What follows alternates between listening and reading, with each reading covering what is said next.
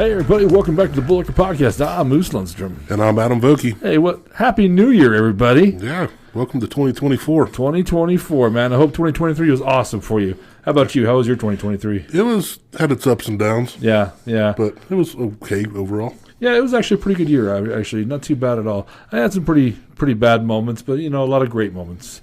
And we had a lot of great moments in podcasting this year. Dude, so many great stories. It's funny.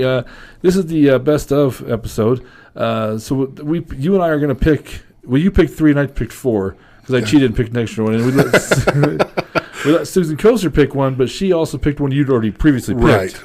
So Susan stole my 4th one. We'll just go with that. That's all right. I love Susan. Yeah, she's awesome. She is great. But it was fun. It's funny because we had talked, you and I, and you said, "Well, nothing really sticks out to me right now." And I'm like, "Yeah, I can't really think." And then I started re-listening to them all, and I'm like, "Oh, I forgot some of these damn stories, man." I was the same way. I was like, "Oh yeah." And I love doing this episode, and I hate doing this episode all in the same time. I like it because it's fun to reminisce on the fun stories we've heard over the year. And it sucks because it's hard to pick just a few. Right. Yeah.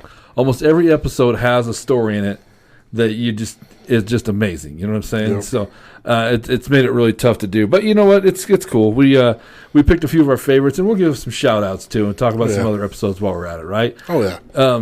And once again, I guess we'll keep doing this. Thank you to the Brush Emporium before we start absolutely. This up. Without them, we wouldn't have this great podcast studio downstairs to work out of. It's so nice not to have to break down and set up every time, man. But they've been so awesome and so generous with everything here. So please, 210 Clayton Street, come support them. If you haven't eaten here yet, what are you waiting for, man? Come on down. Yeah, wings are awesome. Pizza's great. Ice cream's great. What's your favorite wing? Oh, the dry rub, I like the lemon pepper and the garlic pepper. The garlic pepper is awesome. Is it garlic pepper? Garlic pepper, yeah. And, dude, I'm not a dry rub dude, man. I like them wet. But see, I was the same way. That's what I told Gilbert. I'm like, man, I'm not big on dry rub, but changed my mind. He changed my mind as well, man. So I always order the dry rub, garlic pepper, sorry. But if I like Buffalo Wild Wings, their dry rub sucks. Mm-hmm.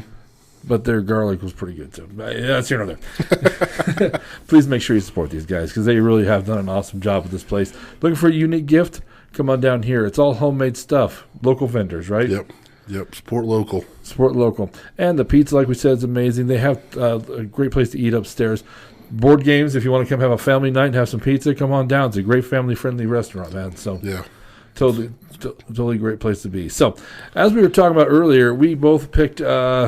we both picked 4 more or less, but Susan's stolen to Adam. So we're gonna get to talk about some of these episodes. Since there's 8 of them, it's gonna be. I want this to be a 5-hour episode. So right.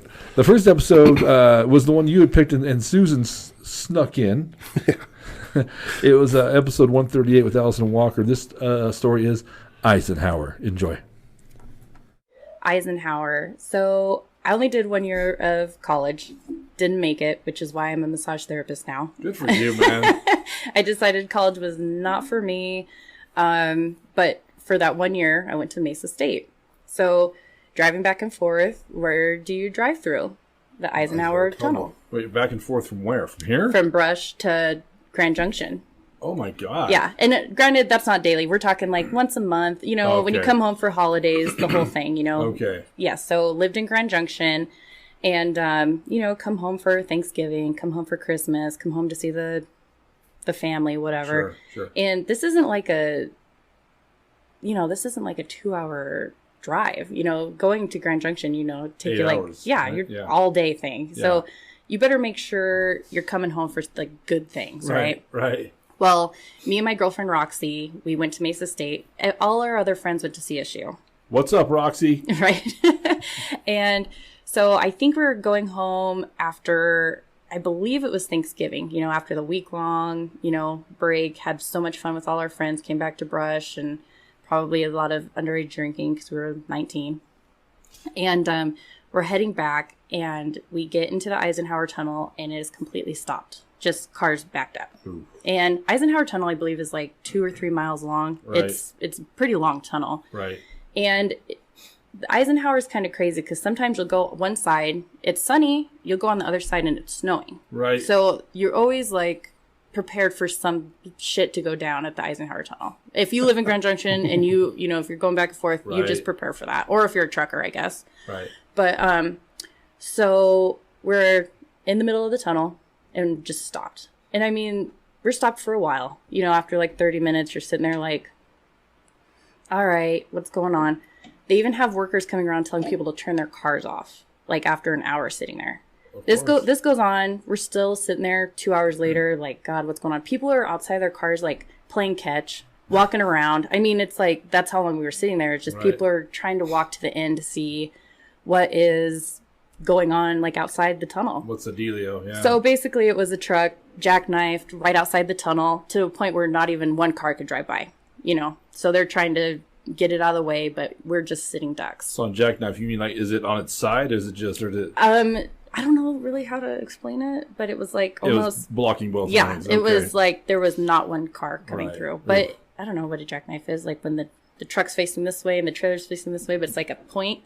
Jackknife. That's jackknife. Exactly it. But I mean, it's to the point where it's like nobody's getting through. And they have CDOTs there. I mean, it's a whole thing. But it was snowing on that side. Oh, so it was like must hit black ice. Something happened right outside the tunnel. What side is that? Is that the... Grand Junction side? Yeah, going towards Grand Junction. So it's where it slopes down right after the tunnel. Yeah, okay. Yep. And what is that? Like the closest is like Vale, maybe on the other side. It's Silverthorne. Silverthorne, yeah. So it's like that deep incline. So they always say, make sure you have your trains, or what is it? Your chains on, all that stuff, right? So we're sitting in their car, all these things are happening. You're just asking people like, what's going on there? Oh, it's a truck. Oh, okay. You're eating your snacks because if you're on a 6-hour, 8-hour car ride, you have plenty of snacks. You're prepared for this to happen because it happens to you almost every time you go. Well, if anybody knows me that's listening to this podcast knows that I have like severe tummy issues. You preach to the choir. Yeah. I mean, yeah. Well, it got to the point where I'm like, I got to go to the bathroom and I got to go right this second. And, Roxy knows the drill. We used to have this code word that literally, if we were somewhere at a house party in high school, anything like that, we used to say pudding. That was like code red for I gotta go take a shit somewhere right now.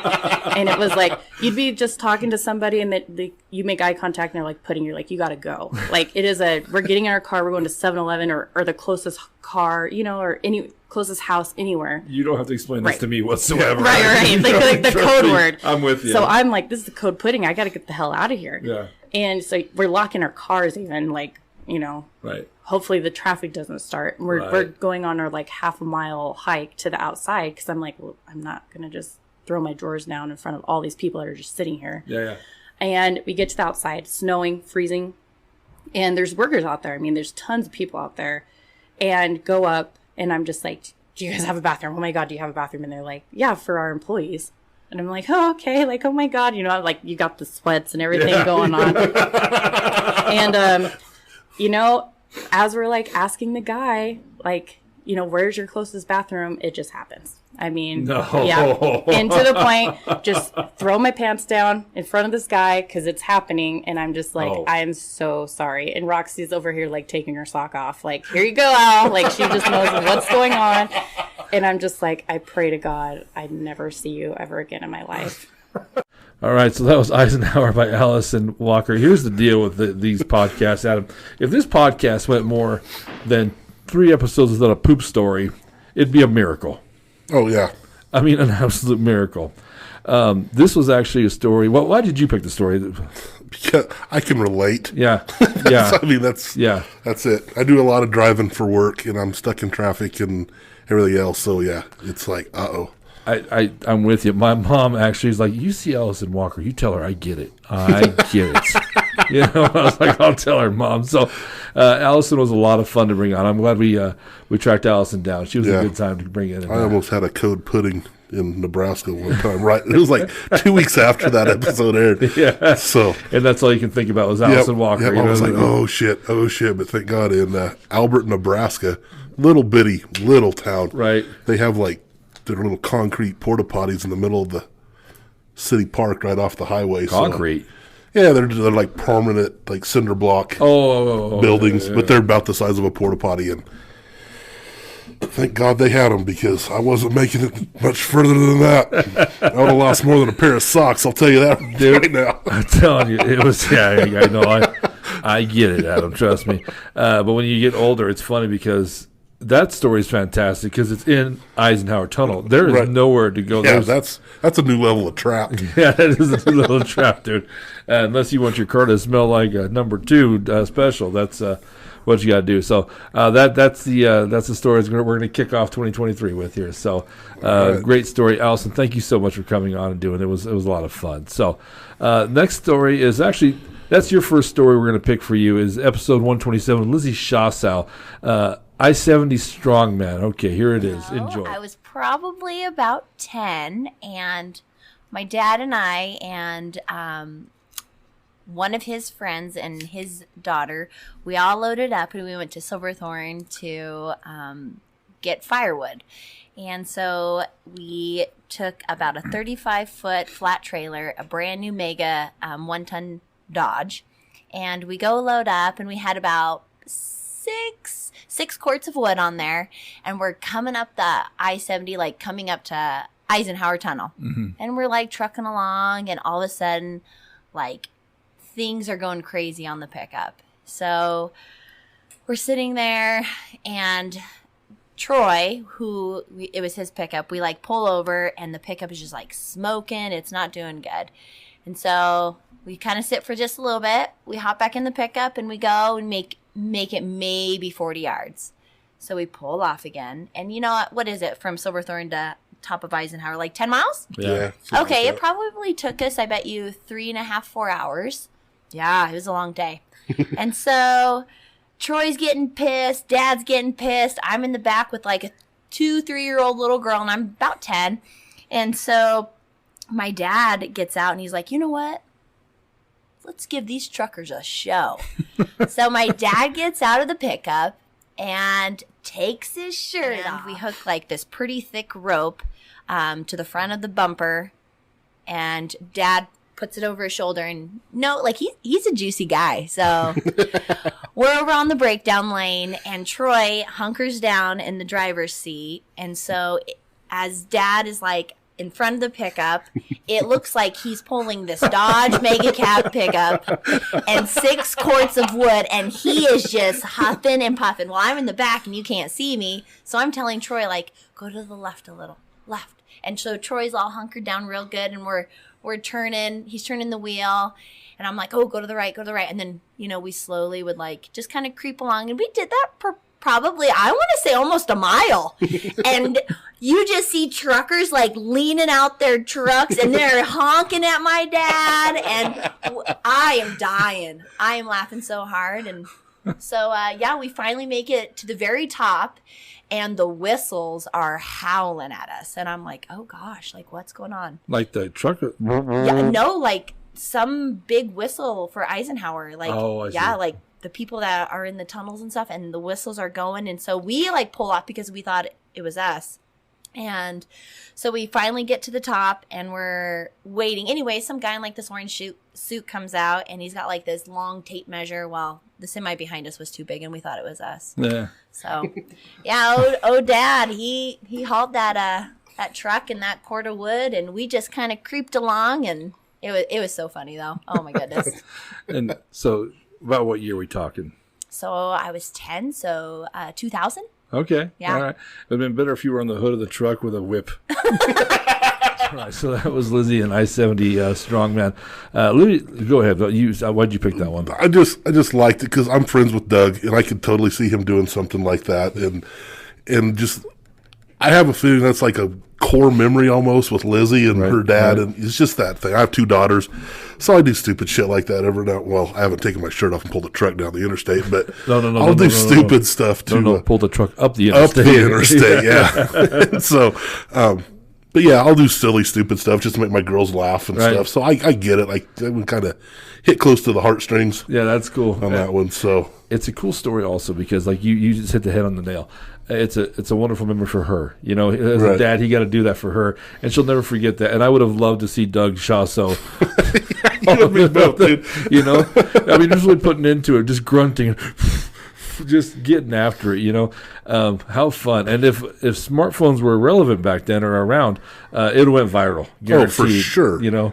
That Doug would have ended up in some government lab being tested on to see what the Avengers are real. Yeah, what performance enhancing drug old Shawso's on. But I will say before we go on to the next one, Lizzie Shawso.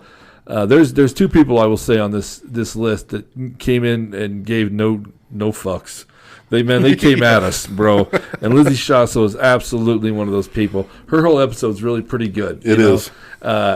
That's funny you picked that story because I obviously would have picked the glory hole story, which is well worth the watch if you have not seen episode 127 with Lizzie Shawso. So, and when she told that story, it was funny because she seems so sweet, shy, and innocent, which I'm pretty sure is bullshit, but she seems the part. And it's just funny to watch her. My favorite part of that is when she has to say the word glory hole. And you can see when she's ready to say it, she's trying to church it up, but there's no way to church up that saying glory hole.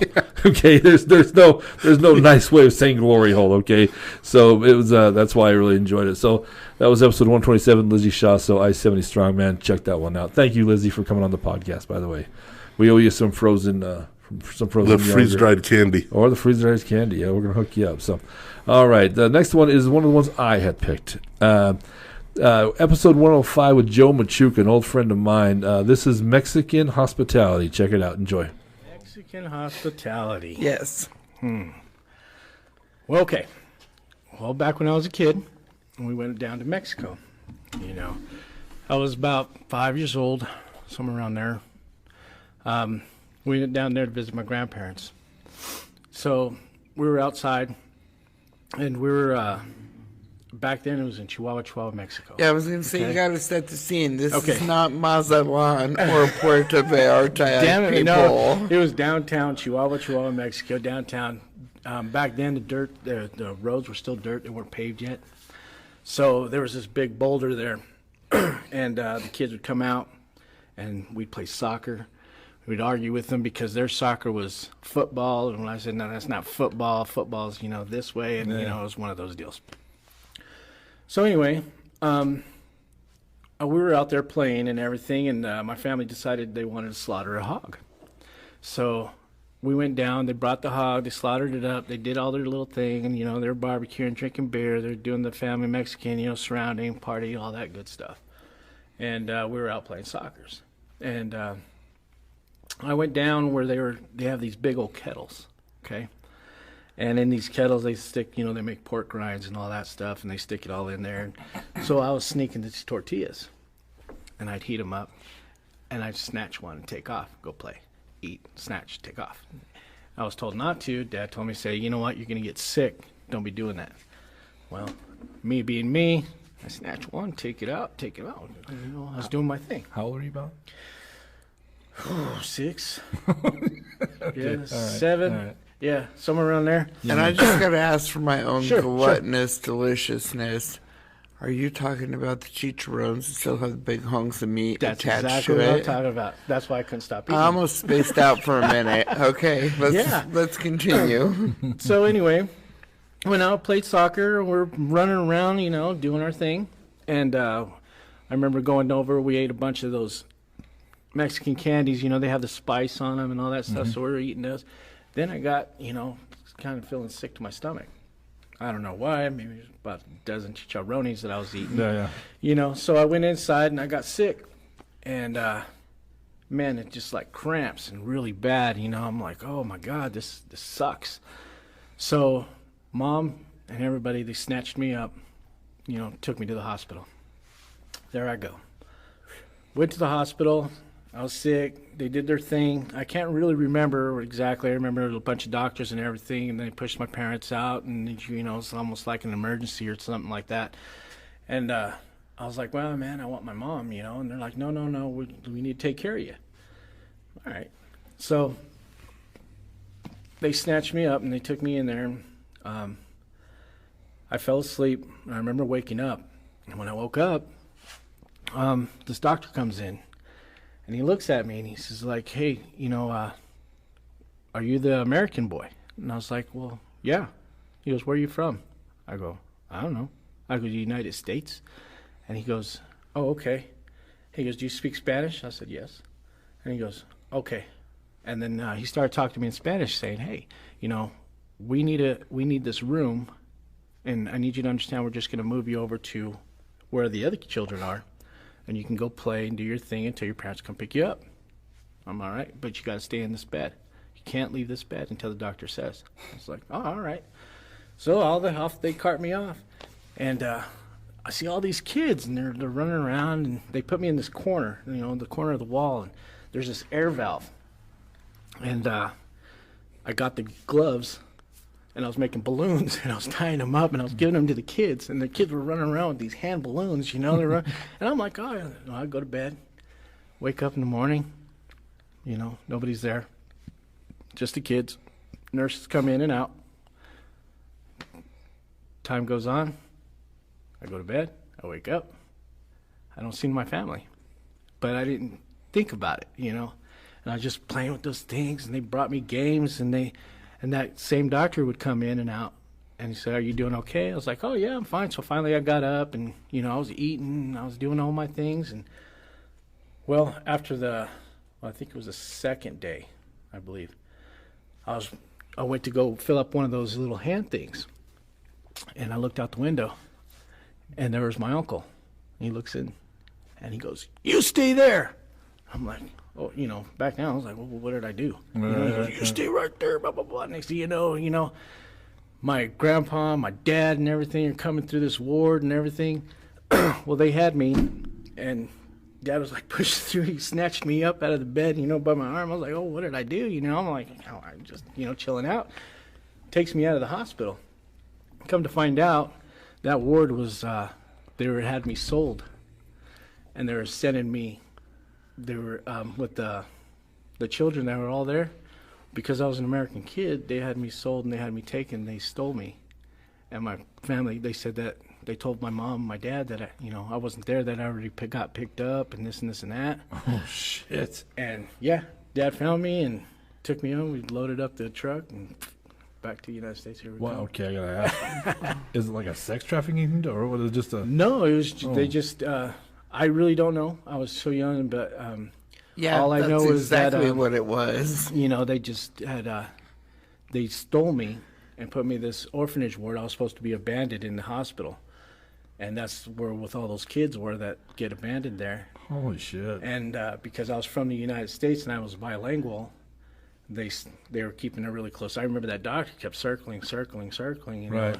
But easy to hide you. You're a 7-year-old. 7 years old. Smells with like your chicharron. parents. Yeah, it smells like chicharron. All right, that was Mr. Machuca. Now, I'll tell you first of all, Adam, and I get a lot of shit for this on this podcast. I like the either the intense stories, the true stories. Right. I like the ones that come from here, and this one doesn't necessarily do that, but it's a situation. The problem is on this podcast, being we ran comedy shows for so long, I think people automatically think when they come on the podcast, all we want to hear is funny stories, and that could be further from the truth. And I've heard that too. I've talked to people. I don't have any funny stories. Well, you don't have to have funny stories. Yeah, you just have to have stories. Stories about your life, man. Stories about your life and no matter how small you think they are, you'd be shocked about how many people relate to that story. Just like our first story today, Allison Walker's, man.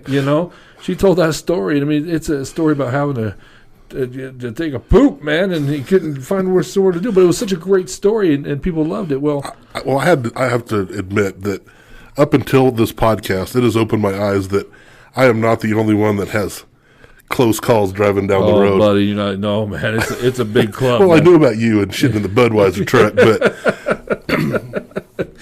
yeah, in the van, in the back, in the trailer. By the way, not the truck. I'm not an animal. Okay, yeah, but it's just everyday people. Right. I thought it was something with me because I'm a big fat fuck that eats bad, but yeah, well, I think that's part of our problem. that might be a little worse. That might be part of the equation. But, let's not bullshit. So But yeah, so. But Joe Machuca, it's funny because Brown Eyed Girl is also one of these stories. Mm-hmm. Not the one that I picked today. That was originally this is the one I tell everybody when they're like, I don't know, I got stories that might get you in trouble. Blah, blah. I'm like, watch Joe Machuca's episode. And the Brown Eyed Girl. I said because I did not see that one coming when he hit me with it. But then as I re-listened to it, I was gonna pick it, and I threw Joe's episode on one day at work while I was driving, and then I forgot about this story.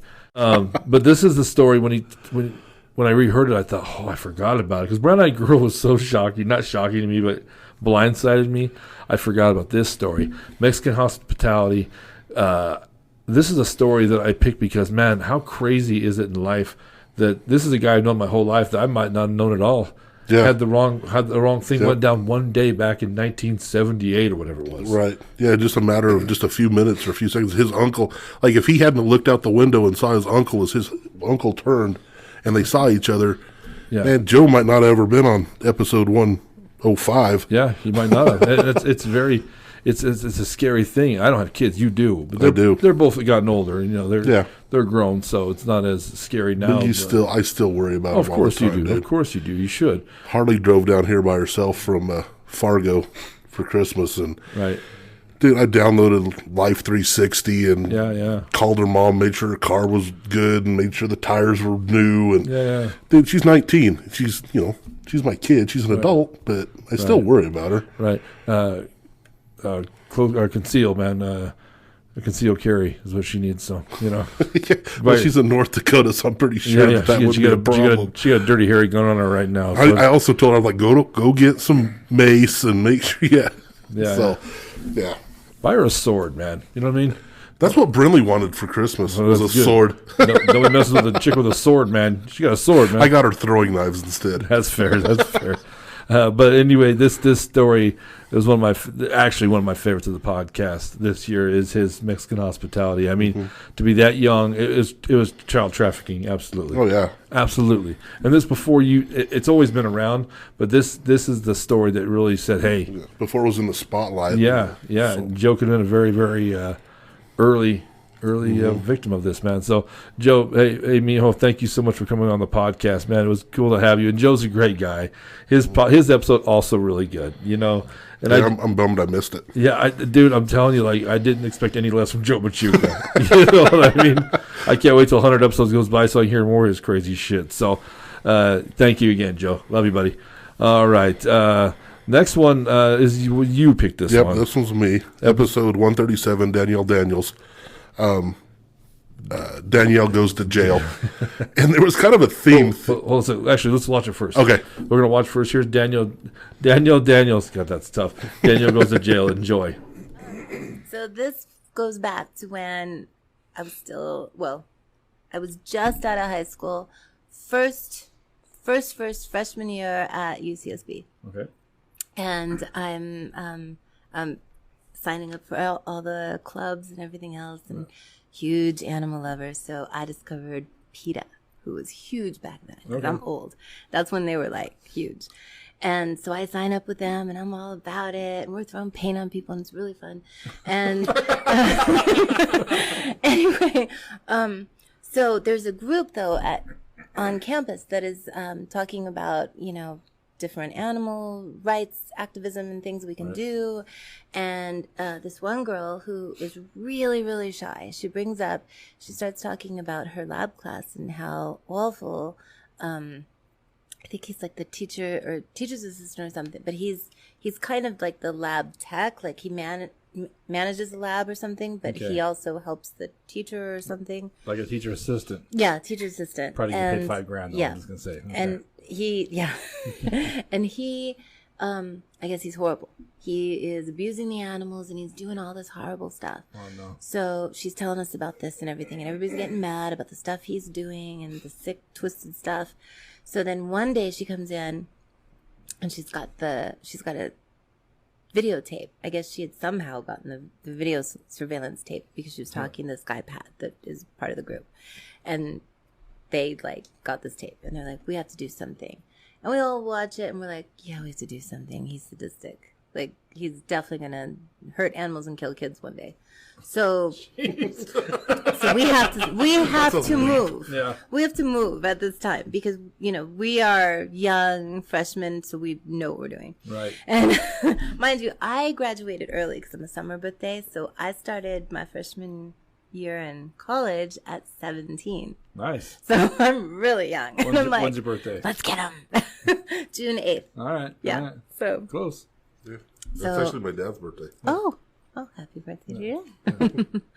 So, anyway, we make a plan because she was telling us about all the animals there and all this stuff and the ones he tortures and all this other. And so we all made plans like who was going to take the animals and where and what and all this other.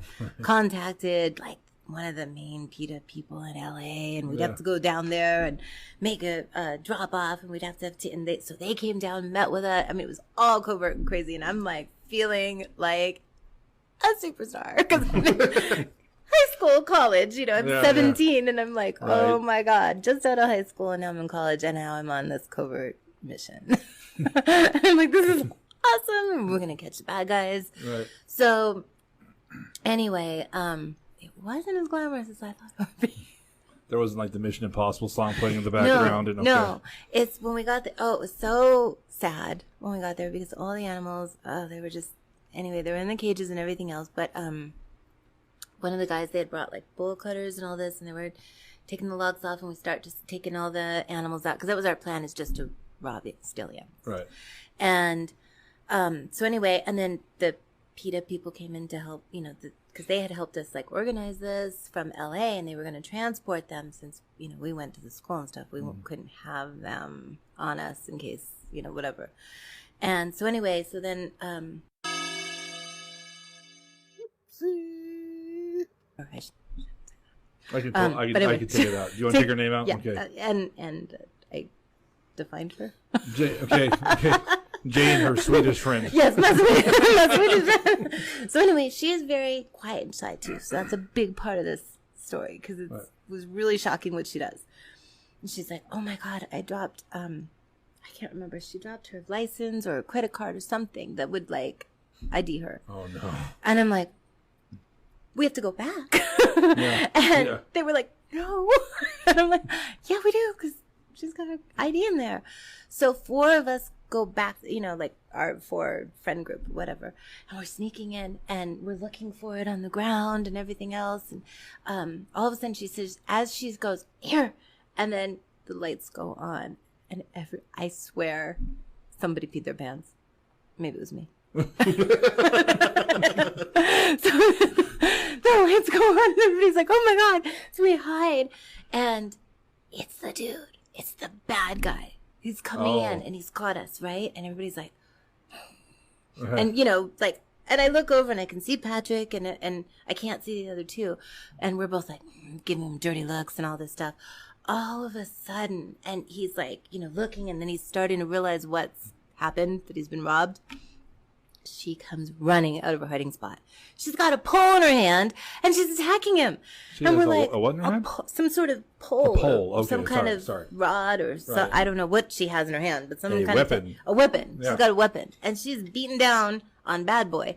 And so, of course, Patrick and I think his name was Neil. I can't remember now. The other guy. We come out. We're trying to pull her off. He kicks her, and then of course everybody's like, "No!" The bad guy kicks her. Yes. So then we kick him, and then it's because we're going into self-defense. Long story short, campus security shows up. Oh shit! Rent-a-cops. Yep. Yep. And we all get in trouble, and they find out everything going on and all this other, and ended up getting serious charges. Right. They were telling me it is grand theft and breaking and entering. And, it was like 8 different charges. Are these mostly domestic animals that you stolen, or is it like monkeys? Is it There's 2 monkeys. There was 6 rabbits, about 12 rats that I ended up getting and keeping. But animals you can release out in that actual area, other than the monkeys. I was just saying, I don't know about the monkeys. They're probably not the monkeys or the bunny. Yeah, but no, the other ones. and cats, dogs, all of that. So, but the best part is, so they're thinking, okay, now they find out that I'm only 17. And this time you can only charge me as minor. And they're like, and I'm like, what's this now? I gotta go. I have a job interview. Yeah, I do. I have to go. Nice. I'm engaged to be married. Nice. So anyway, Well, anyway, they started threatening to send me to juvenile hall, this other, everything else. I'm not going to finish college, blah, blah, blah. Right. I'm just freaking out. So I called my father, and he says he'll be down. But it's going to take a while because he's not close. So just to, I guess, scare me or whatever, I don't know, they put me in a jail cell. And it's a real jail cell. And it's not for kids. It is the adult jail cell. There's like a passed out hooker. I'm not kidding. There were, but I thought they were segregated because that did not look like a female prostitute. It looked like a male prostitute. Excuse me, but her penis is hanging out. But gentlemen, don't worry. I was safe. I found a friend. Did you? Yes. I call her Bertha lovingly. She took me under her hairy armed wing.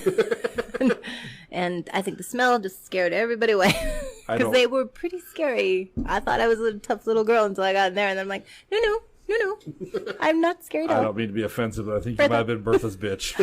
I think a little bit. That's okay, man. That's okay. All right, I hope you guys enjoyed that one. Adam, why'd you pick that one? So it's kind of funny, like, so Danielle goes to jail, but it was funny as we joked around this whole episode because, like, her first story could have ended her she could have ended up in jail. Mm-hmm. With the other one about the bar fight, the Jack Nicklaus bar fight, there's jail implications possibly in that one. So it's just kind of a theme. But the whole thing with this, she's young. I can relate because she was 19. That's how old my daughter is. And and I could totally see my daughter Harley doing this, like breaking in somewhere to save a rabbit or a cat. So, hippie. So, it's just trying to do something, doing something bad. How do I want to say this?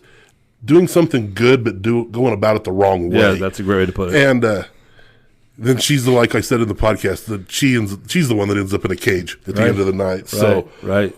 This was an episode that we brought her on. We both know her, kind of. Yeah. Kind of know her. I know her from the bar and from around a little bit. And when she came on, I mean, you always expect to have a good podcast and fun. And I remember you and I, after we were done, remarking how much fun we had during that podcast. It was a blast. We had a lot of fun with Danielle Daniels, man. So, and all three stories were pretty good. Yep. You know what I mean? And I asked her about 4 or 5 people in her life that have all passed away. So that got to be like, quit asking her, Larry. I was sitting there like, dude, just stop, man. you're like on a bad streak right now. Yeah. Shout out to, they've passed. So 5 minutes later, shout out to heavenly shout out. He's passed. Danielle, next time you come, people that are alive, let's or no shout outs. No shout outs. Well, you know me, that's impossible. So but yeah, this was I'm glad you picked this one. This was pretty cool. And like I said, episode 137, well worth the watch, as are most of these episodes, what I mean? So they've done really good. All right, next one is one of my picks. Episode 125, JD Gordon. This is What Happened to Your Voice? ? All right, enjoy. So, as you can see, my voice is a little messed up. So, I was born, the story goes and I don't know too many details because, of course, I was an infant. It's just a lot of information I get from my parents. Right. So, when I was born not making noise. So, it came out. I was purple, slapped me on the ass. I wouldn't scream. So, lo and behold, my vocal cords ended up being collapsed at birth. Oh, wow. Along with other complications along the way. But, so as days go by, the doctors after they got me breathing, because I had to be trached, after they got me breathing and everything situated, leveled out, they told my parents, you can leave him mute the rest of his life, or, this was 1993, so... Right. They said we can do, like, similar to a vocal cord transplant. Like, we could take vocal cords and transplant them. So, it took a couple weeks or so, and my parents, finally was like, well, I don't want him to not ever talk, Right. So they did the vocal transplant. And I don't know, you can slightly see a scar on my neck here. Sure. So, they did the vocal cord transplant, and, of course, for years, well, not years, but... till I was able to really verbally speak. Mm-hmm. When I was younger, I sounded like a girl. Until the quote is, your nuts drop. Yep. And then I sounded like this. So we could never figure out why, but my parents tried to sue the hospital because where the vocal cords came from. I don't know where they got them, how it was. They called it a transplant. So I don't know if there was a donor, what it was, but they never told my parents this is how I would sound. So my parents actually tried to go after the hospital, and I don't know what their goal was in the whole end deal, if they wanted money out of it or what, but tried to go after the hospital for this, really. Right. Not telling them, not warning them of how it would turn out in the end, because it was like I guess it was an experimental thing. Oh, shit. Yeah. So, it's kind of weird. I really don't know. Like I said, I don't have a whole lot of detail on it because I was so little, and I was trached until I was 14, 15 months old. Damn. Right. Yeah.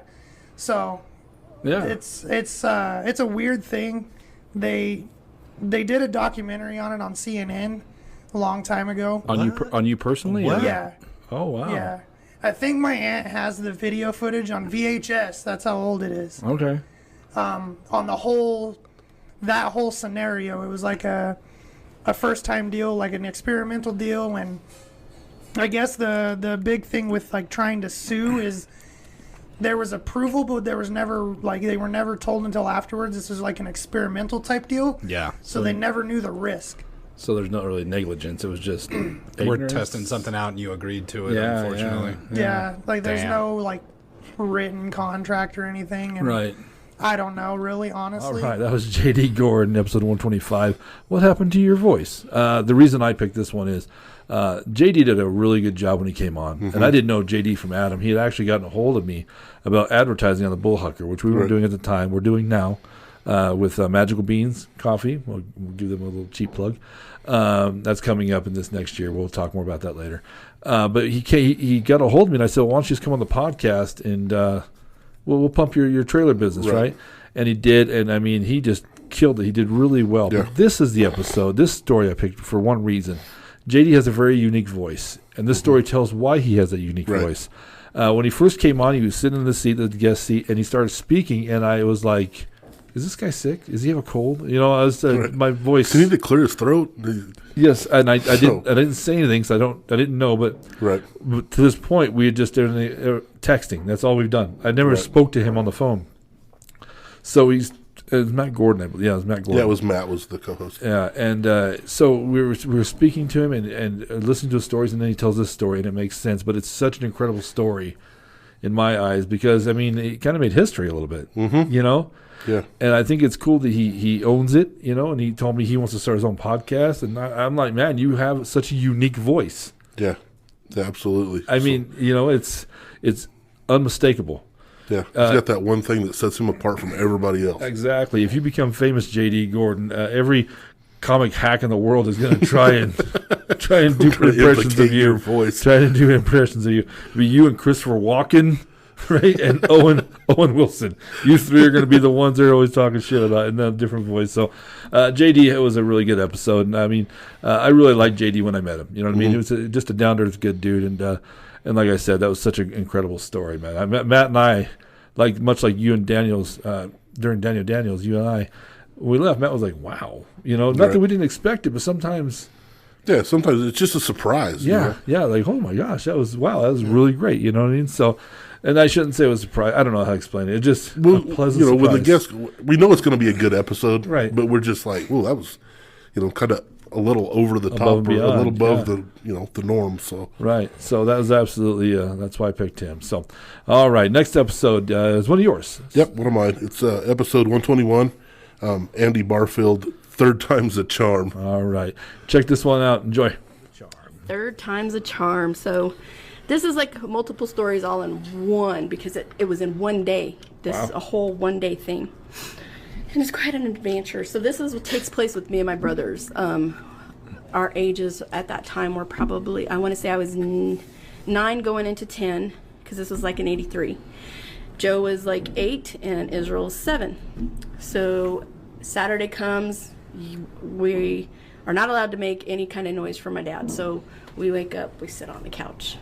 Wait, and that's the routine because we wake up dad, man, there's hell to pay.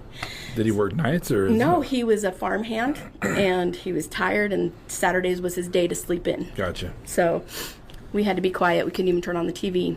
So we'd think, all right, well, where we lived, do you know out on Roadview, the old Weisbart hog farm out there? Yeah, okay, yeah. so that's where we lived at. We had a trailer in the back, and then there was the office trailer for the hog farm, and then the house was where my grandparents lived. Okay. And we got up, and it was probably about 6 or 7 in the morning, and Israel's like, let's just go outside. And Joe goes, no. And I go, yeah, let's go outside. So we snuck out the house, and we see that my Aunt Norma's outside hanging out clothes, and my cousin Decatur was probably, I think, 4, maybe Decatur. 5. Yeah, Decatur. I haven't heard that name in so many years. What's up, Decatur? Decatur Martinez. So he was little, and they were outside, and they were hanging out clothes, and we asked if we can take Decatur for a walk. Yeah. So we're playing, and in front of Grandma and Grandpa's house, there's a ditch, and then there's the cornfield. And we decided we're going to go into that cornfield. And we're just walking in there, we're trying to find frogs or whatever, and then we decide that, we're going to topple the stalks and make like a little pad where we can sit and play. Right. Well, Decatur and Israel start pulling ears of corn and throwing them in the air. And throwing them in the air. And then we hear it's the kukui.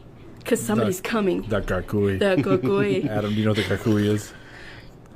It's the Mexican boogeyman. It's the Mexican boogeyman. That's kind of what I thought. And and that's how we stayed out of there. But of course, we weren't afraid of that. So, we're like, who is it? And we're like listening. And then next thing I know, I see this fly swatter, and it's coming down, and it's raining on us, man. This fly swatter is getting us. We're taking off, and I remember just snatching Decatur by the arm, and we're yanking. Well, it's my grandpa. He's seen us. He's seen us throwing the ears of corn up in the air, so he made it to the field. So we got it, man, that fly swatter. And we're like crying and stuff. And, we got it again. He stopped us, and Grandma's like, well, that's what you get, blah, blah, blah. And poor Decatur went inside, and he got put to sleep. They put him to bed because he got a spanking too. And we went to Mom's house, but they didn't tell Mom and Dad. So that was once. And so we decided we're just going to go down the road because my cousin Michelle and Gail Guerrero, they're across the road from us. They lived in a house. So we went down there, and they're outside too. And so is my Aunt Frances. And can they come play with us? And they're like, yeah, let's go. So we head down the road, and we're like, let's play in the ditch. So we're playing in the ditch, and we made it to this area, and it was this big old black like cesspool kind of thing. And we're always told, don't go near there. Right. Don't go in that. Don't go near there. You're going to get drowned and blah, blah, blah. Nobody will find you.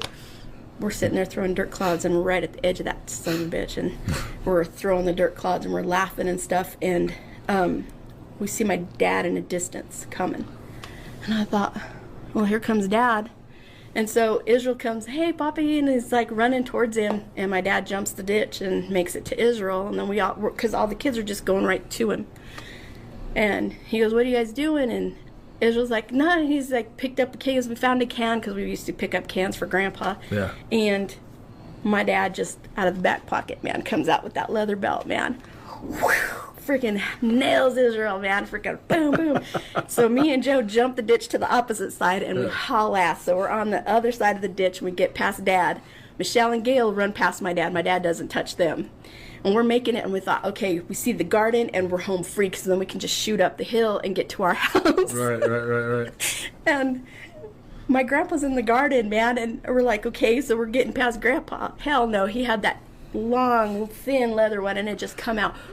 You heard the leather strap through all the belt loops, man. And he's like, wham, wham, and man, we're like catching it, getting those inch whippings, man, like bam, bam. So we are screaming, and me and Joe are like bawling. We make it home, and my mom's like, that's what you guys get. What were you guys doing over there? This is all before 10 o'clock in the morning, so we've gotten our ass kicked twice. Right. So Mom's like, what are you doing? And we were going to take you to town, and now you're not going. You're going to stay right here. Okay, okay. Yeah, and so Israel makes it home, and my dad has him, and my dad's telling him, oh, these kids better not do it. He goes, when I get home, you better have your beds made, and okay.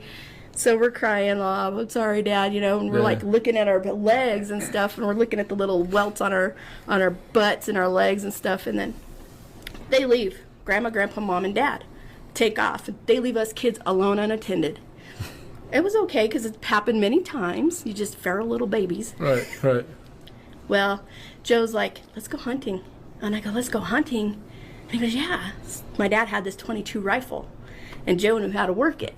So he put the little bullets in there in those little gold boxes, and we go up the hill past the hog farm because there's like hogs and stuff, so we were away from it. We got pretty far, and like up against that field, 76, Highway 76 happens. So it's all the semis and stuff, so we're out there. So like, what are we hunting? He goes, well, let's find a snake. He goes, and let's find mice. Let's kill those. I'm like, okay. Yeah. So Israel's like picking up these panels, and we're looking under the panels, and these mice are like hauling ass all over the place, and Joe's just unloading that rifle, just going for it. Then we find like a little baby rabbit, and Joe wants freaking rabbit, and I don't know why. So we're chasing this rabbit, and Joe's shooting. Because Joe Machuca's a monster. Joe's shooting, and Israel's right next to him, and he's like hauling ass, and then he goes, Joe! And I thought, oh my gosh, and I turned around and looked.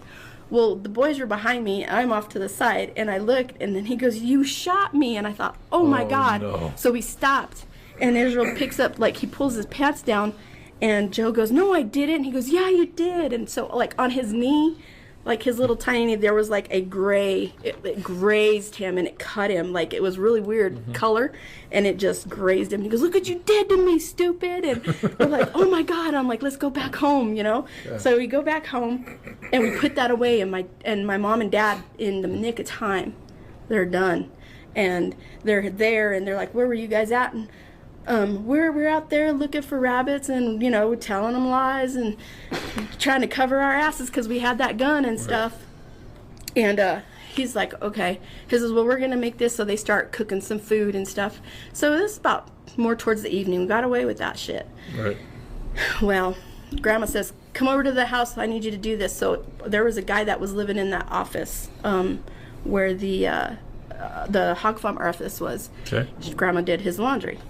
Grandma's like, take these clothes over there and put them on his bed, and give him this. And it was a note saying, hey, this is how much you owe me for doing your laundry. Yeah. Get there and stuff, and we're dinking around with the ad machine, and it's me and Joe and Israel and my cousin Michelle and Gail, and we're dinking around with everything that we're not supposed to. And I pick up the phone, and we dial Grandma's phone number, and she answers, and I go, Israel's home.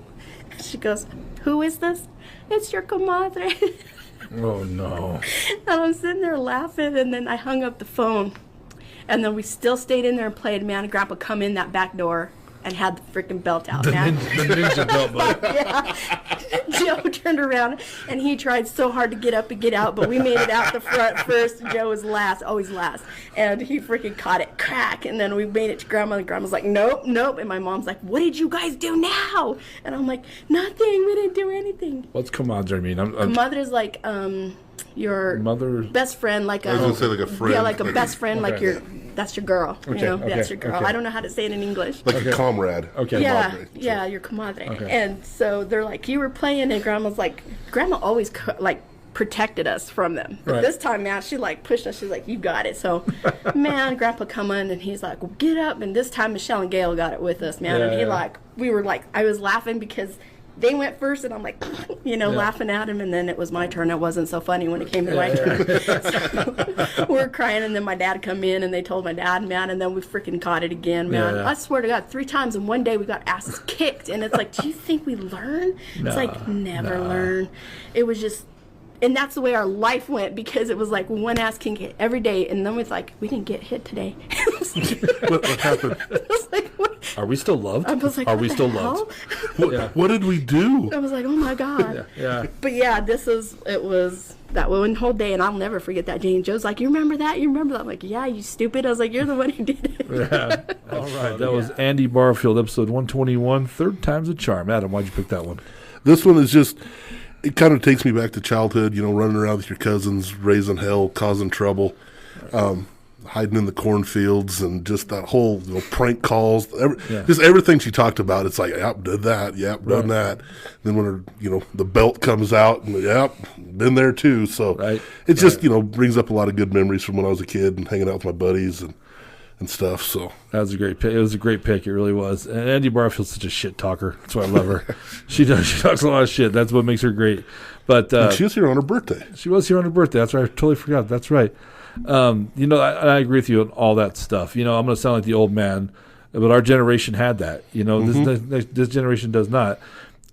Not to dog this newer generation because they have like all the iPhones, all this stuff that keeps them indoors. So would we. We would have too if we had that, you know, but we didn't, right? Right. So like you said, not so much cornfields, but me and Mac and CJ and Jason Moss, all those guys played football every day. We'd leave the house and you come back home that evening. You know what I mean? So that's why it's that cool episode. That's a great example of not a crazy thing happened in that episode, but it's such a relatable episode or story. That's why it makes it a great story. Yeah, right? Like she was talking about going to the cornfields and stuff like that. Me and one of my buddies, Chris, we'd always go down and swim in the river, which was right outside of Holly. And my parents knew we'd go down there, but they'd tell us, "Don't you get in that water?" Blah, blah. Okay, we won't. We're going to go fishing, so we'd cast our lines down here and then go 50 yards upstream and swim. Yeah, of course. And then they'd get home at night. Did you get in the river? I'm like, no. Then why is there sand all over? Not cleaned out of the pockets of my shorts. Yeah. So it's just one of those deals where that's very cool. You know, doing things you're not supposed to. That's what kids are supposed to do. Right. And for them and for her, it was brothers and cousins and family. You know, that's how. Yeah, and I'm like my next cousin is 10 years older than me. Oh, really? Yeah. So my sister and I were actually the babies of the whole cousin thing. So we really didn't have the cousins and stuff to grow up with. So it was with me. It was more my buddies from school, but you know, same thing. See, I'm exactly with you. My cousin Amanda is 2 months older than me, Ed's daughter, and then everybody else is in Pueblo. Right. You know, so I'm not really close with a lot of them because I grew up out here. Yeah. But, man, that's why family isn't always blood, man. You know what I mean? Right, for sure. You choose your family. Yeah. All my cousins grew up in, like, California and Washington. Right. And stuff. I had a couple cousins that was there in town, but they were older than me. Right. So. And that's what's cool about having these friends, lifelong friends, right? I mean, they're the people you grew up with. They're the people that you learn life's lessons with. You know what I mean? And those are just amazing memories to have. So, Andy Barfield, excellent. Well done, my friend. Well done. And all her stories were pretty good, too, man. It was a fun episode. They were fun. The best part is she told the story about the car. Yeah. And you're like, I know I've heard that somewhere. I don't know where. Her brother had told you that story because it happened to him. Right. But not during the podcast. Afterwards. Yeah. And you're like, son of a bitch, I knew I'd heard that. Yeah, because I said, Joe, is there sometimes if the podcast is a little short, which is fine, I'll sometimes ask, was there another story that didn't quite make the cut? Right. And Joe goes, yeah, there's a story, and he tells me that story. So, like you said, when Andy's telling me the story, I'm thinking, have I heard? Is this common? Did this happen to me? I do a lot of drinking. I'm like, it's a hazard of this podcast. I mean, we've heard so many stories. What episode are we at? Like 140 something? We just recorded 140. This is 148. So, yeah, and you've been here for all of them. Yeah. So, basically 150 times 3, you've heard 450 stories, dude. So, been crazy. Pretty wild, man. You've been here for quite a few of them, though. So it's been nuts. But it was pretty funny. And did I guess it right? I can't remember. Is that why I guessed that one? I don't. No. God, I don't remember now, dude. Like I said, there's been 150 damn things. So I can't remember. Wild. So, all right, that was Andy Barfield. Thanks, Andy. All right, next on episode 113, Rico Flores, Bon Appetit. It's not Bon Appetit because you tried to do that. I tried to church it up, make it right, and it was wrong. Yeah, he had to correct you for a good reason. So here's Rico Lopez, Bon Appetit. Check it out. All right, yeah, that's right. That Rico Lopez told that story on here. The reason, now listen, he's another one when people tell me like, oh, my stories might be too saucy for your podcast. I'm like, shit. Have you ever eaten man tacos? Yeah. You ever seen someone make love to a hog? I mean, remember that story? Yeah, that was a bonus. That was a bonus story. Like, I'm like, hey, Rico, is there one didn't make the cut? He's like, yeah, kind of. And I'm like, is it going to top the taco story? And I'll be damned if it did. It did. Yeah, so, but that was a story. I picked that story purely because I couldn't believe he told us that. I know. Ballsy, my friend. Yeah, that was another one after he left. You're like, dude, can you believe he told us that story? Yeah. So, but you know what? Rico's whole episode was good too. Yep. Rico Lopez is a hell of a good Flores. Why do you call him Lopez? My bad. I have no idea. Rico Flores. My bad, bro. Have I been calling him that the whole time? I I haven't paid God, attention. I'm an idiot. I don't Rico know. Flores. I don't know why he calls That's him why I Lopez. just go with first names. Yeah. Yeah. Sorry, Rico. But he's actually an incredibly good storyteller. He is. You know, even the story about the racing the cars, we had the oil, and everything about that episode was fantastic. He was very good at it. I look forward to the day we get Rico back on the podcast. Yeah. He was. And so when you told me what stories you'd pick, so I went back and re-listened. I was here for part of them, but not all of them. And when I got to that one, we were coming home from, my oldest daughter was here, and we're coming back from Greeley. And she's over there. She has her earphones on listening to her podcast that she listens to or whatever. And I told her, I'm like, you need to listen to this. Yeah. And so she's listening to it. And at the end where he talked about the serial killer and the human meat and the tacos, her chin hit the floor. Her eyes, she's like, what? Right. It was hilarious. Right. Yeah. I said, we hear some crazy shit on this podcast. Yeah, man. Yeah. So it was good. And like I said, Rico Flores is a hell of a good storyteller. I really enjoyed him, man. So, and his wife was on too, and she did a really good job as well. You know what I mean? But being a realtor in town and head of the Chamber of Commerce, I think Adriana kind of scaled it back a little. I get it, and she has to. But maybe one of these days when she retires, we'll get her back on, and we'll. Yep. All right, let us have it, sister. But and they're both they're so much fun. They're a good couple. So that was Rico Flores, episode 113, Bone Appetite. Now this last episode, story we're going to talk about. I picked at the last minute because here's the deal, man. There was so many, and I'm going to talk about a few after this. But there was so many I wanted to have on, but I added this one last minute. So this is episode 129, Michaela Marco, just doggy style. Check it out. It was just doggy style. Don't let us down, sister. Listen, this is how this all started. Okay, I had gotten off work, a lovely night at a shift at work. And this is at the Queens, right? This was at the Queens. This did not happen at the Queens, but I'd gotten off a shift working at the Queens. Yes, I'd gotten home, and this should have been my first indicator that I should have went to bed. Okay? It should have been a no, Michaela. No. I got home to my fiance standing there in his whitey-tidies with 2 shots poured. Whitey-tidies is super sexy. What's your fiance's name? Tyson. Yes.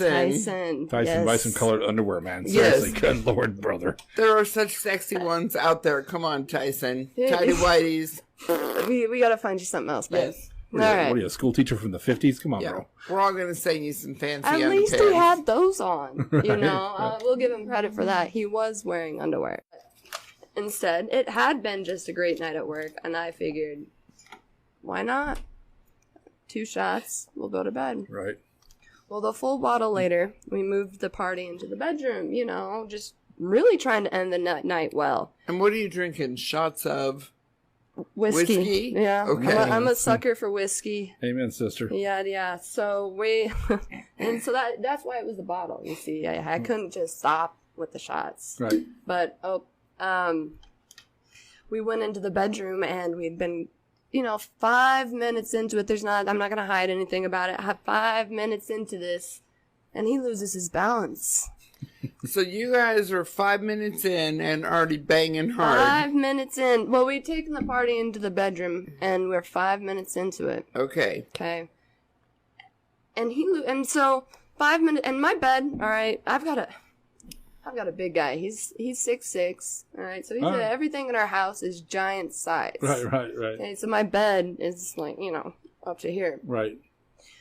So he loses his balance, and instead of just falling by himself, he's got to do the romantic thing and try to take me with him, And so does he pull a reach around on you? I've laid awake. Happen so fast? I don't know, Johnny. I don't know. I've laid awake so many nights trying to think, and then I close my eyes and it comes all back.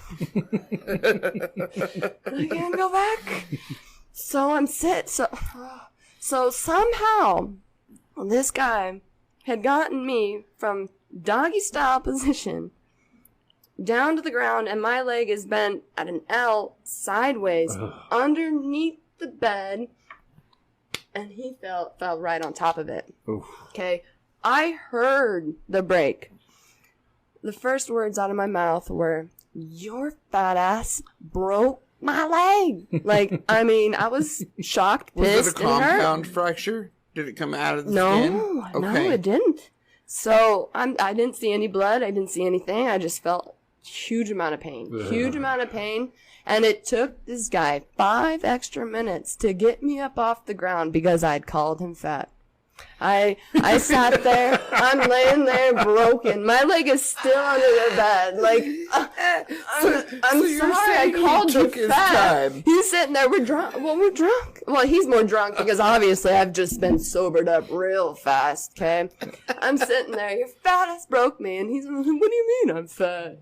We want to have that talk right now. So he finally gets me up off the ground. And he goes in to call his mom first. And then the ambulance. He calls his mom because... Oh, is he a mama's boy? Well, no. He calls his mom because we've got kids. And so we can't... There you go, trying to get the microphone again. You're good. He tries... We wanted to keep the kids there. You need childcare. Yeah, I mean, I don't want to take the kids with me and be having to be like, listen, Doc. You know? Or explain to him why we have to run off. It's like 1 o'clock in the morning, right. You know? Right. And so we call his mom and then the ambulance. And I'm still sitting in there naked. And so... I'm having to get there. You're on the floor still? No, he put me up on the bed. Okay. He put me up on the bed, but I'm sitting there crying, and I'm like, hey, you gotta get me up. We gotta get me dressed before the EMTs show up. I'm gonna know one of them, and they're gonna see me naked. Yeah. And so thankfully his mom shows up first, okay? And so I'm sitting in here, in the bed, and he's out there still in his whitey-tighties. He's explaining to his mama what happened. And I'm in there crying, looking out the window, just desperately wishing it was the ambulance coming to my rescue. Like, please, help me, just take me away. Okay, so I'm looking out the window, and I had gotten dressed, okay? I was still crying, okay? I'd never felt like this kind of pain. Not even birth, okay? This was a different kind of pain. It was awful. Right. The ambulance EMTs show up. And Dyson had gotten dressed, and he's walking around with this damn smirk on his face, like this little, not a smirk, but this shit-eating grin. And I just wanted to slap off his face, like, what are you smiling for? Well, I kind of get it. I mean, the sexual prowess knock her right off the bed. The EMTs, dude, they show up, they're sitting there, and I'm like a mess. I've been crying, and Tyson, the EMTs are all just like, just trying not. They were very professional. They were great guys, but it was hard. How could you not laugh at something like that? Like, dude, you broke your leg fucking. Really? How'd you break your leg? Well, we were having sex. And he's all, yeah. Out there with it. Oh, you just better be happy you broke my leg and I can't get up and punch you in the nose right now. Something. Oh. So we get in this like lift thing, right? And the EMTs ask him to help carry me out to the ambulance, and I'm over here. I held onto one of the EMT's necks, like, he just fell with me off the bed. There's no way he's gonna be dropping me on the way to the ambulance, you guys. Right. So we get to the hospital. He stayed back. His mom drove him. She's a hero. She comes and helps us quite often with not things like this every time, but she's a helper. She's very helpful. What's mom's name? Stacy. What's up, Stacy? Kudos to you, Stacy. So we finally got to the hospital, and I'm sitting there, and I had to explain to the doctor multiple times, not even just 3 times, like, no, this is what happened, this is how it went down. And they didn't believe me because due to the way that I broke my leg, I broke my tibia and my fibia. Oh, you had broken both. I had broken both. Yikes. And chipped the bottom of my kneecap. So they thought it was abuse, maybe? Yeah. And so and that's what he was explaining. Do you feel safe at home? Over and over, which I get. There's those instances that you do need that. But I'm sitting here like, listen, that's not what this is. Right. This is that. It was... We were fucking, like, this is very far from that. Yeah. And they didn't believe me until he walks in with that same damn smile on his freaking face. Stumbles in like his 6'6", 300 self. What's up? I'm here, and the doctor, oh, okay. And then they got it. I could just see it, too, come walking in with a strut. What up? Man, I just sat there, like, I wanted to cover my face. Like, yeah, no, that's the one. Yeah, he's with me. I love it. Oh, it's not the best way to get off. Well, that was Michaela Marco. She was a lot of fun, too. That was the first time I met her. Jen knew her from a story. She was telling a story at the Queen Lounge where she bartends. Go see Michaela. She's great. And Jen's like, stop there. Have you ever done a podcast? And she's like, no. And so she's like, fuck you. You're going to come do our podcast, you know? Mm-hmm. So she came on and told that story. And dude, the story is fantastic. Because, oh my God, to break a leg like that. Yeah, I've heard of rough sex, but damn, girl. Yeah, Tyson, what's up, bro? You know what I'm saying? You got abused by a dude in whitey tighties. That's impressive. So he's probably going to kick my ass when he's going to start. I don't know what he looks like. He's 6'8"? Yeah. He's a 6'6". Yeah. He's bigger than me. How tall are you, 6'4"? I'm 6'4". Yeah. So I'm only 6'2", so he's bigger than us, which doesn't happen very often. No. You know, not at all. So, we're usually two of the biggest guys in the room, but that's a crazy story. But my favorite part of it is where he gets all offended because she screams in pain because her leg is snapped. Your fat ass broke my leg. And then he pouts. He's offended. He gets offended. Have you ever seen Hot Tub Time Machine? No, I haven't. It's what I want to watch, but I've never seen it. He goes back in time and he can't remember why she stabs him in the eye. And she's breaking up with him. He says something about, you later in life, you get fat. She's like, I'm not fat. And she stabs him in the eye with a pen. That's what I remember. That's what reminded me of that story so much. Was that's all. He was like, fat? He's like, you don't own a mirror, bro? Yeah. I mean, come on. Yeah. What's funny is, like, with me, I'll have people come up. Like, I took a fall protection class for work, and most fall protection's rated for 385 pounds. Right. And I'm north of there. Yeah, a little bit. That's and fine. So the guy came up to me and he's like, what do you weigh? And I told him, and he's all, you're not going to be able to go like climb that ladder. I was like, yeah, okay, cool, whatever. I mean, right. How awkward for that guy. But I get that a lot too. It's like, I don't think you're going to, all right, sweet. I own a mirror. I buy shirts to cover this. Yeah. And so when I started the dryer, I'm not getting the whole story, but fall protection, I had like the harness on and stuff, right. And that truck pulled out from underneath me. As I dangle there like a piñata, getting up, I go to the safety guy. He's also the HR guy, Mike Lintel. What's up, Mike? And that's the first question. Did it hold you? Are my legs? Do you see a compound fracture? Because that's a way to fall, So yeah, that's a great story, and I really like Michaela. She was a lot of fun. She got into it, so. And then by now she should be back to bartending. So please go check Michaela Marco out. So those are the stories we're going to show right now. You had an honorable mention that damn near didn't make it? There was a couple that I was on the fence about. One of them was I can't remember the name of it. Travis Freeman. Oh, it's called Bedpan. Is it Bedpan? So yeah. Yep, another close call poop story. Yeah.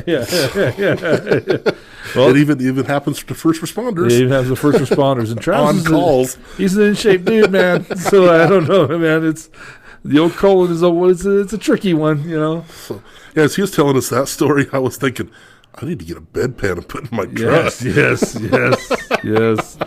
That would have also made it with me too. I really looked at that story hard to pick that one. So one that I really, it was hard not to pick was Freddie Vintonette. It's the one where he smokes weed, he thinks, but it turns out to be like hash or something, and it just kicks his ass, or heroin. That wasn't heroin, but it was something like hash. And he's freaking out. There's water all over the floor. His stepmom comes. She's like, "What are you doing?" And he just hauls off and bitch slaps her. I mean, and the story just goes on from here. You know what I mean? And I'm like, did she? What did she do? Nothing. My dad got all weird, and such a great story. And then he also has the golden shower story in that episode. So Freddie Vintonette was a great episode. Yeah, it was. You had another one that didn't make the list. Yeah, it was Juan Ayala, Scorpions, and that was actually the first episode, he was our first guest of last year. Right. So that one's just one of those things where I know, I'm friends with Juan. Rick Stroh comes up in the story all the time. You know, he sells cars, but apparently he sells tigers and scorpions and everything else too. So Right. I just thought that was kind of a funny story where, you know, it's like I got a guy, and that guy always ends up being Rick. Right. Nick Mosqueda was one of my. I don't know if you had a chance to check out that episode. He's the one that eats the hot chip and the fishing story. Or the hunting story. I apologize. I don't remember that one. That one I almost picked too. I came rolled down close because it's a fairly simple story, but it's one of those stories you put yourself in. Like, what would you do? Mm-hmm. It's a story where he goes duck hunting over by the river. He's about a little over a mile from his house, or from the car. I'm sorry. He gets a duck. It falls. It goes down. He goes to get the duck. As he's walking in the ice, he submerges. He breaks through and goes all the way through. All the way through, gets back out, and it's 10 degrees outside.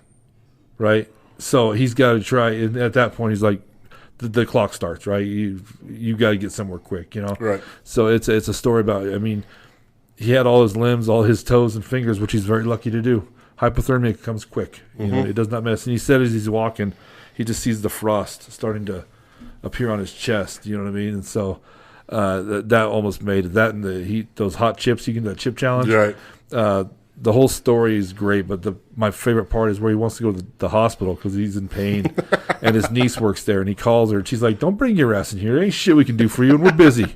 We're busy. Yeah, stay your ass home, dummy. So Nick Mosqueda was a great episode too. Was there any more? So, well, going back to the falling through the ice thing, when I was probably a freshman in high school. Me and one of my buddies went goose hunting on the river down in south of Holly, and so.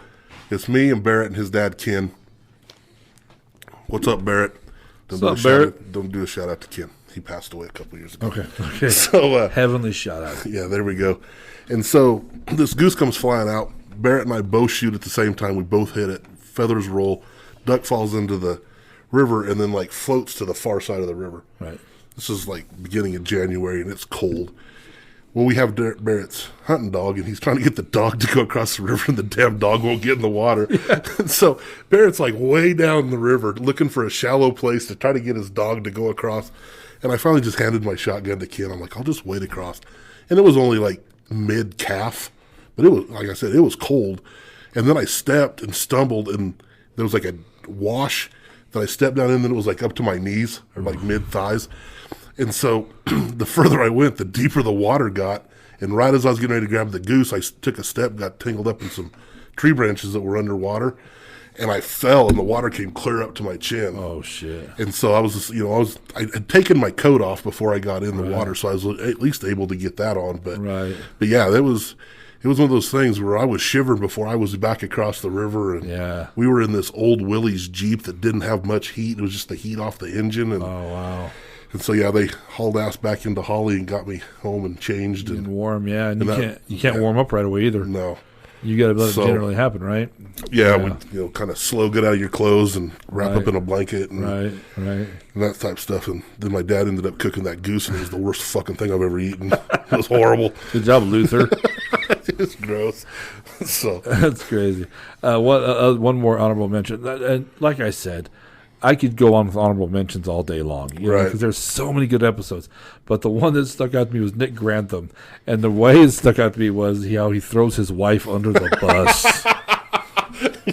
Yeah, and you can see her to my right, not that day, and you could just see the eyes on her. I'm like, Nick, I hope you have a comfortable couch to sleep on tonight. Every time we look over there, Amy would flip us off.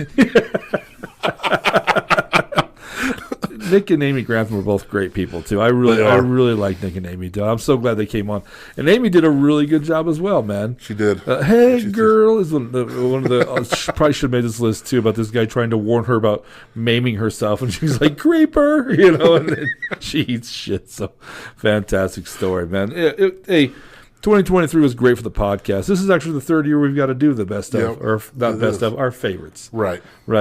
And it's been great. Thank you for all your help, man. Yeah, you're welcome. It's been so much fun. I do really want to thank everybody that's came onto this podcast, everybody that's given it a shot. Some people have a harder time coming on, which I understand.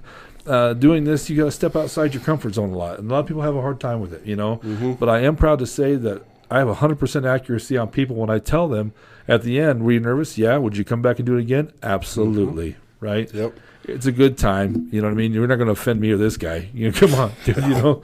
At this point, shocking us. Good luck. Bring it on. I was a truck driver and I work construction. I mean, come on, man. Come on, dude. You know what I mean? Even if you say it in Spanish, he's going to kind of get the gist now. Yeah, I'll even kind of understand it. He'll know some of the words, like, I know that's supposed to offend me, you son of a bitch. But I want to thank everybody. It's been so much fun and so awesome. I'm excited for 2024. I think we're going to do a lot of fun things. Yeah, I think so too. I think we have some sponsors coming up. You know what I mean? Nice. So, Casey's graphics are going to get involved, and it's going to be kind of a cool thing along with Magic Bean. So, one of the things that I'm surprised we hadn't talked about, one of the biggest things for this podcast in 2023 was we actually have a studio now. We have a studio now. Yep, it's been very cool. It's very recognizable too. So, actually, the coffee mugs are coming for Magic Bean. You can go if you go to Magic Bean, they're at the Block Commissary down there, the old stakeout for you old fools. I think the coffee mugs will actually have this picture behind us on there. Casey's trying to hook that out. So, yeah, it'll be kind of cool. So, I'm super excited for all that, man. Like I said, 2024, I'm excited. If you want to come on the podcast, if you know somebody that can come on the podcast because you know they're a great storyteller, get a hold of me or Adam. We'll make that happen. Absolutely, And like I said, if you come on and you say something you don't want to say, we can edit anything out. You know what I mean? This is not live. We're not here to cause anybody problems. We don't want anybody get in trouble. It is what it is. So, and if you do recommend someone, please at least let them know. Okay, so when I show up, they're like, "Who the fuck are you?"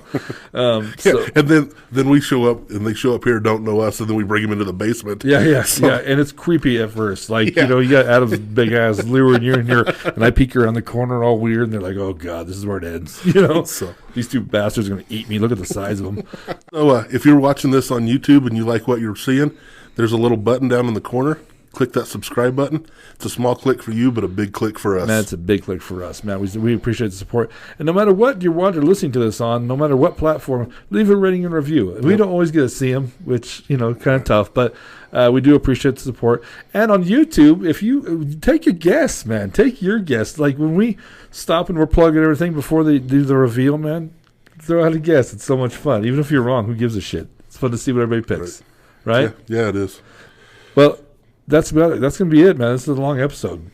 Yeah, it is. A real long episode. Do you have 2023 stats by chance? I didn't have a chance to add them. Okay. I'm pretty sure you won, you bastards. So that's why I wanted them. Yeah. I was going to try and do it today, but that's 50 episodes I got to go through to see rock, paper, scissors, and whatever. And you might have actually done pretty well guessing this year. I was on a roll there for a while. Yeah, you really were, and because the only one who can talk trash is Dencia. The past 2 years, she wasn't on much this year.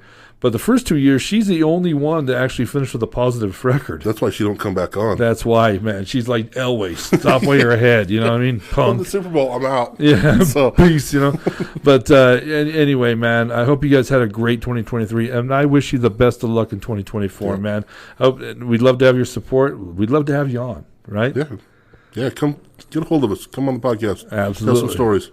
Tell me some stories, man. Tell us some stories. So until we see you then, I'm Moose Lundstrom. I'm Adam Vokey. Hey, peace.